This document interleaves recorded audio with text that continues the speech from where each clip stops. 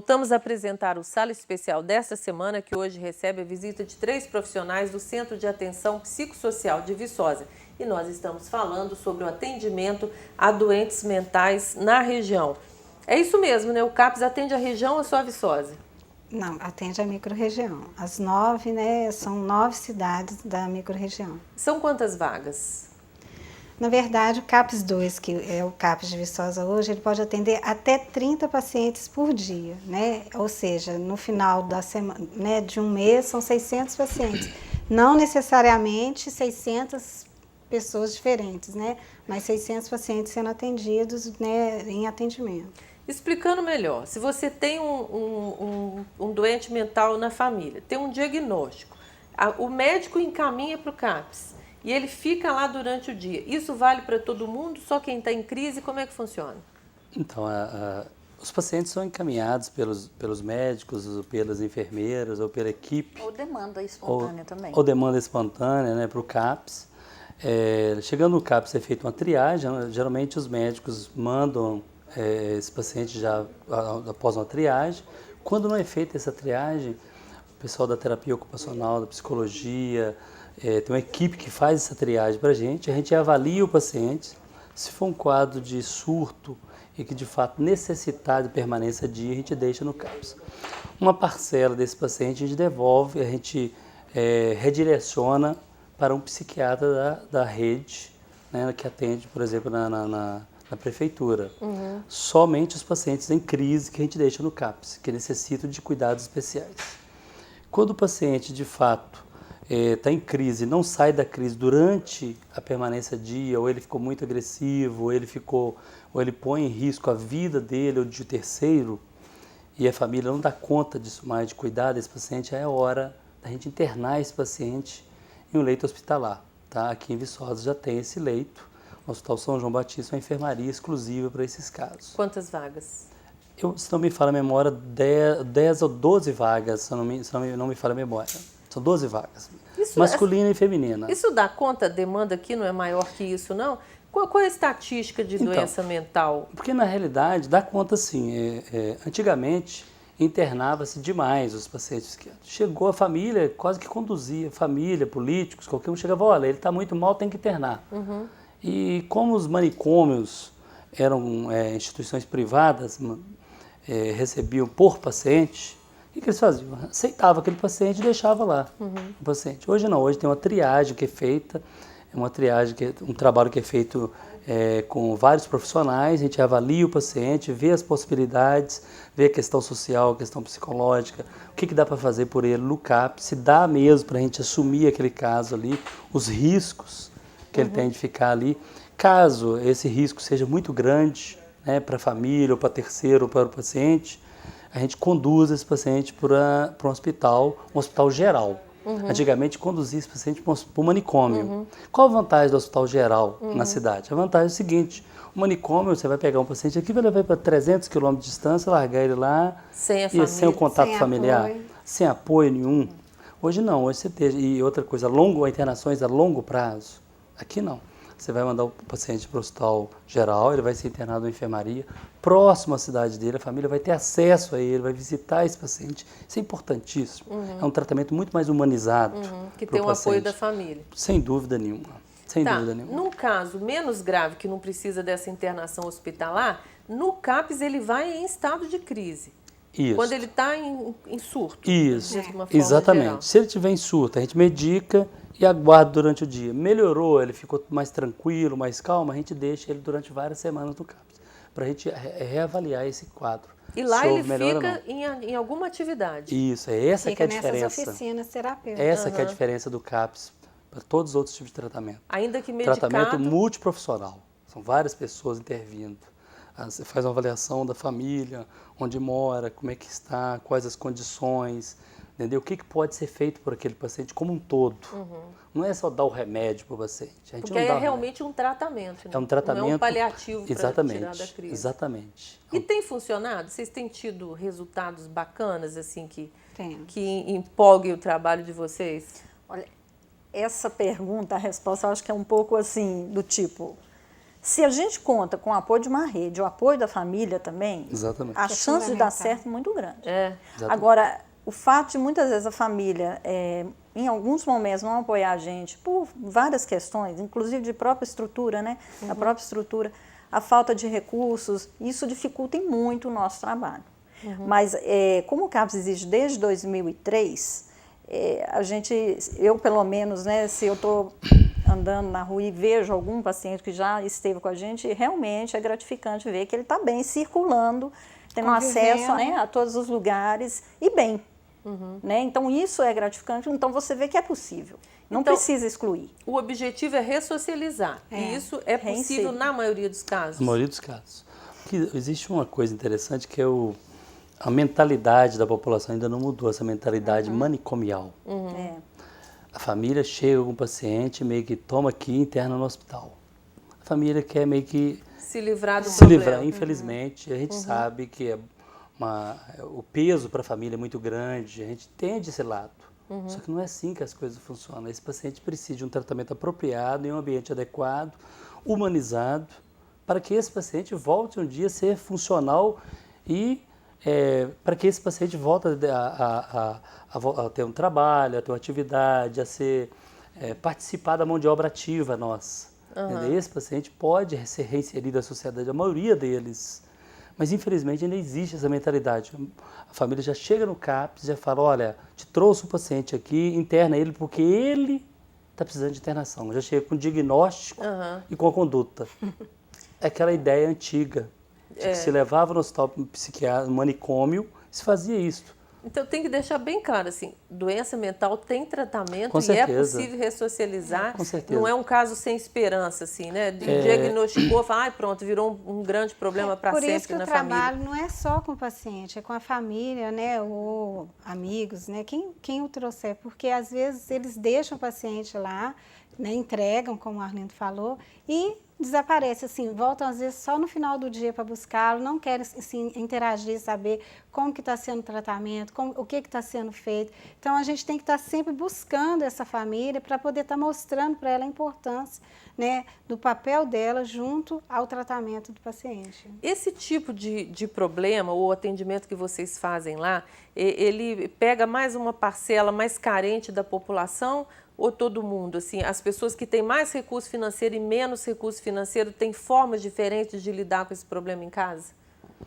O que acontece? Eu acho o seguinte, estatisticamente falando, o percentual de doente mental, tanto da população de classe nível A, B ou C, é igual. O que a população de nível A faz? A população de nível A geralmente desloca esses pacientes para clínicas, às vezes particulares, fora daqui, entendeu?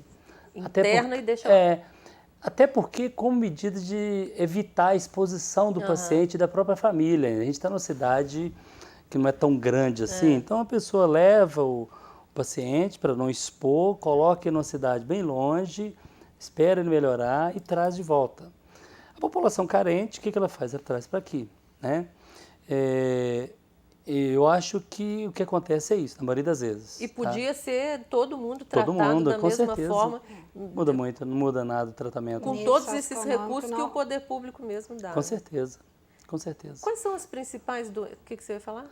Uma outra coisa interessante, você falou em tratamento, em resposta ao tratamento, as doenças que a gente mais recebe no CAPS, de um modo geral, as doenças que a gente deixa no CAPS são esquizofrenia e transtorno afetivo bipolar, são as doenças que são um pouco mais, exigem mais da equipe, tá? E a população tem que saber o seguinte, que dos pacientes esquizofrênicos, nós temos aí uma média estatística, tá? E são dados do governo e dados internacionais, que 33% curam, lógico, tem que tomar remédio Pro resto da muito vida. tempo, 33% melhora muito, somente 33% tem uma melhora pequena, ou seja, 67% dos pacientes ou vão ter cura, praticamente cura, veja bem, quando a gente fala em cura, que a gente fala o seguinte, em controle total da doença, com medicação, tá? Com ressocialização total. Assim. Isso, ou... Inclusive podendo a pessoa trabalhar, ter uma vida normal, Com certeza, casar e tal, com né? certeza. Normal, a vida. 67% ou vão ter cura, uma melhora total, com a medicação, é lógico, E uma parcela desses 67% vai ter uma melhora significativa. Somente 33% são resistentes mesmo à medicação. Esses pacientes são os mais difíceis. Em se tratando de esquizofrenia, eu gostaria até de puxar um assunto importante, que na mídia se fala muito, e usa-se, cria-se um estigma social de o esquizofrênico, o cara é um assassino, o cara é isso. Não existe isso, tá? Essa ideia de que todo esquizofrênico é assassino. Ou todo assassino é esquizofrênico. Ou todo assassino é Ou esquizofrênico. todo esquizofrênico é violento naturalmente. É sintoma da doença. Exatamente. Infelizmente, a mídia comete esse pecado contra o esquizofrênico. Aí você põe o esquizofrênico numa situação ruim. Imagina você mora num prédio, você sabe que tem um doente mental lá que é esquizofrênico. Aí a mídia vê um assassinato na televisão, o jornalista vira e fala assim, olha, aquele cara é esquizofrênico. Peraí, mas onde você tirou aquele esquizofrênico? Né?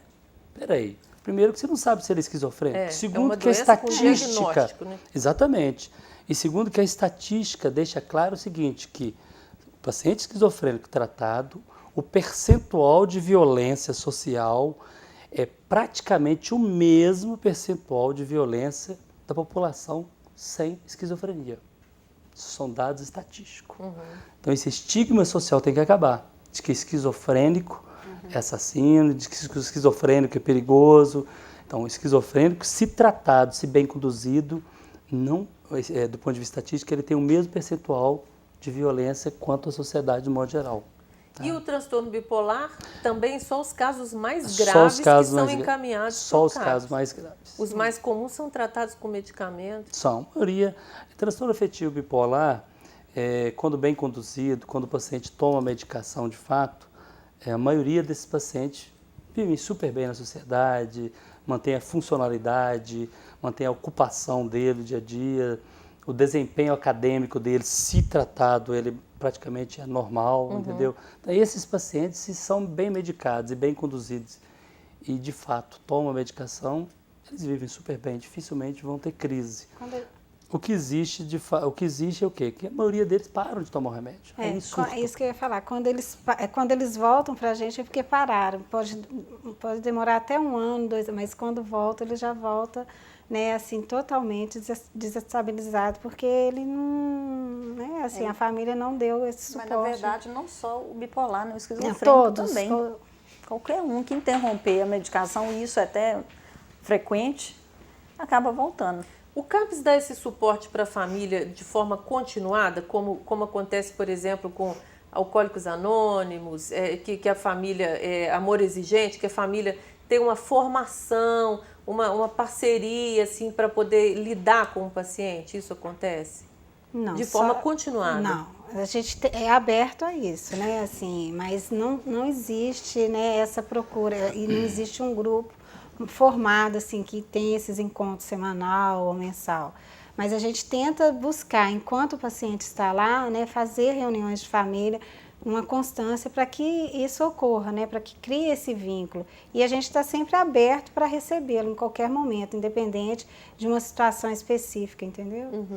Mas existem essas reuniões, elas já teve época que a gente fez mensal e até quinzenal, que é o momento da gente fazer essa troca com os familiares. Eu acho até interessante, porque eles ouvem também a história de outros familiares que também vivem situações parecidas. Então, isso é um os que estão em permanência dia com a gente.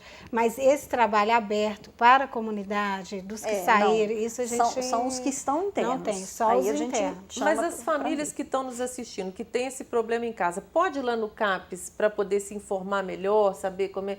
Porque o diagnóstico geralmente é feito... Então, existe diagnóstico muito tardio para doença mental? Então, o diagnóstico da esquizofrenia, antes de falar do diagnóstico, eu gostaria só de frisar novamente uma coisa que eu comentei aqui alguns segundos atrás, é o seguinte, deixar claro, o esquizofrênico tem, quando eu falo em cura, eu falo em controle total da doença, desde que medicado. Sim. Tá? Eu quis dizer isso. Então, o paciente tem que tomar medicação para sempre, senão ele pode vir a ter um problema novamente. Mas voltando aí no diagnóstico que você me perguntou, o diagnóstico de esquizofrenia ou de doença mental demanda tempo. Ninguém faz um diagnóstico de uma hora para outra, você faz uma suspeita diagnóstica. Então você tem que avaliar o paciente várias vezes para você ter um diagnóstico definitivo. Então isso demanda tempo mesmo. É difícil você avaliar. As coisas parecem muito uma com a outra. Com o decorrer do tempo, que você vai percebendo peculiaridades do paciente, você vai falando, nossa, ele é mesmo, ele é esquizofrênico mesmo, por isso, por aquilo. Entendeu? Você vai conduzindo o caso e vai observando o paciente. E o acerto do medicamento também é demorado, né? Também não é uma coisa, sentiu isso, dá isso. Exatamente. Né? Exatamente. A gente tem que pensar o seguinte, às vezes a família fica meio apressada, fica meio... Uma pressão também. Exerce uma certa pressão em cima da gente, olha, não está melhorando. Se você pegar um paciente hipertenso, você vai ver que eles tomam medicação e às vezes não dá certo com a medicação A, B ou C. Ou a B deu muito efeito colateral, ou a C não deu certo, entendeu? Então, o esquizofrênico também é assim, entendeu? Nós somos Por isso o acompanhamento da família, a confiança no médico, nos profissionais é tão importante. O nosso tempo está terminando. Deles, né? Constante. O acompanhamento, né? O nosso tempo está terminando, mas só uma pergunta rápida. Problemas relacionados ao uso de droga que causam transtornos psiquiátricos não são tratados no CAPS aqui em Viçosa ou são? Na realidade, a gente essa pergunta é importante porque... Daria um outro programa. Daria sim. É uma coisa que vai esticar muito, daria muito assunto. Mas só para resumir para você, alguns pacientes que chegam com surto psicótico, você não sabe se aquele surto psicótico é da esquizofrenia, é uma coisa primária dele, ou porque ele já tinha aquele problema, ou às vezes o paciente usou cocaína, crack e surtou. Aí gera uma dúvida. Espera aí, esse paciente surtou porque ia surtar e já tinha uma predisposição, ou esse paciente surtou e tem um surto psicótico única e exclusivamente pelo crack? Aí gera uma incógnita. O que você faz numa situação dessa? Você avalia faz um retrospecto desse paciente, a família, a história familiar, como é que ele era antes, para ver se ali você consegue filtrar indícios de que aquele quadro psicótico dele é primário. Porque senão ele tem que ser tratado não como esquizofrênico, mas sim como um dependente químico, né? Mas a medicação é praticamente a mesma, você trata do mesmo jeito. Você tem um quadro psicótico, né? Ou seja, um quadro parecido com esquizofrenia devido ao crack, você trata como esquizofrenia. Só que você coloca lá, será que essa esquizofrenia foi inicial ou se ela foi secundária, um quadro secundário, um quadro psicótico secundário ao crack? De qualquer forma, tem que procurar ajuda. De qualquer forma, tem que procurar. Gente, muito obrigada pela participação de vocês. Só repetindo, onde é o CAPS? Rua Doutor Brito? Não, Avenida Bernardes Filho, 348, no bairro de Lourdes. Tá bom. Muito obrigada, então, mais uma vez. O Sala Especial desta semana termina aqui, esperando que o assunto tenha ajudado você que nos assiste a se informar melhor sobre o tema de hoje. Mais uma vez, agradecemos muito a presença dos nossos convidados e a atenção de você que nos assiste pela TV Viçosa. Nós estamos esperando a sua participação no programa, enviando suas sugestões pelo telefone 3899-2674 ou pelo e-mail salaespecial@ufv.br. Você também pode assistir de novo este programa pela internet, acessando o site www.rtv.ufv.br. Sua participação é muito importante. Esperamos que as famílias que têm doentes mentais em casa tenham gostado do programa e se informado melhor sobre isso. Um grande abraço para você. Nós nos vemos na semana que vem.